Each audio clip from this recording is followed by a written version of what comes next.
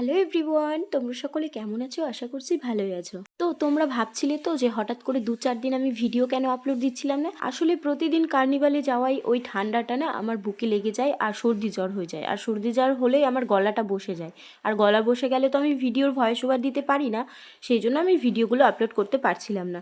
তোমরা হয়তো এখনও আমার গলা শুনে বুঝতেই পারবে যে আমার গলা পুরোপুরিভাবে ঠিক হয়ে ওঠেনি। তো হঠাৎ করে এত ফুল দেখানোর একটাই কারণ, আমি যে ছোট চারা গাছগুলো কিনে এনেছিলাম তোমাদেরকে কোনো একটা আগের মিনি ব্লগে দেখিয়েছি, সেই গাছে এখন ভরে ভরে ফুল ফুটছে। আর তোমরা তো জানোই নিজের গাছের ফুল তুলতে কার না ভালো লাগে। আর কম বেশি প্রতিদিনই মা ফুল তুলে, আমিও তুলি। তো আজকে আমি তুলেছিলাম, সেই জন্য ভিডিও করা হয়েছিল। এই ঠান্ডাতে তোমরা কারা কারা এখনো পিঠে খাওনি? আমাদের তো বাড়িতে পিঠে বানানো প্রায় শুরুই হয়ে গেছে, যেহেতু এখন পৌষ মাস চলছে আর সামনেই পৌষ সংক্রান্তি চলে আসছে। আর পৌষ সংক্রান্তি মানেই অনেক রকমের পিঠে পুলি, খাওয়া দাওয়া, দই চিড়া, আরো অনেক অনেক কিছু। তো আজকে বানিয়েছিলাম ক্ষীরের পাটিসাপটা।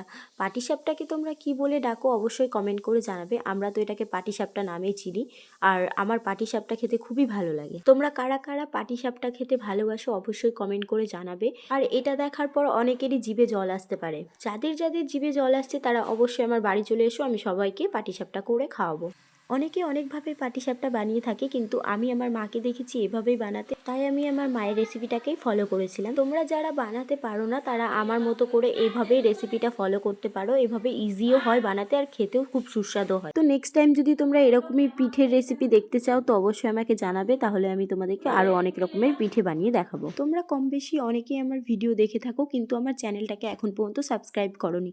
তোমরা কি করছো? অবশ্যই আমার চ্যানেলটাকে সাবস্ক্রাইব করো। সন্ধ্যাবেলা বেরিয়েছিলাম একটু ঘুরতে, আর গিয়েছিলাম বেলা শেষ পার্কে বনুকে নিয়ে।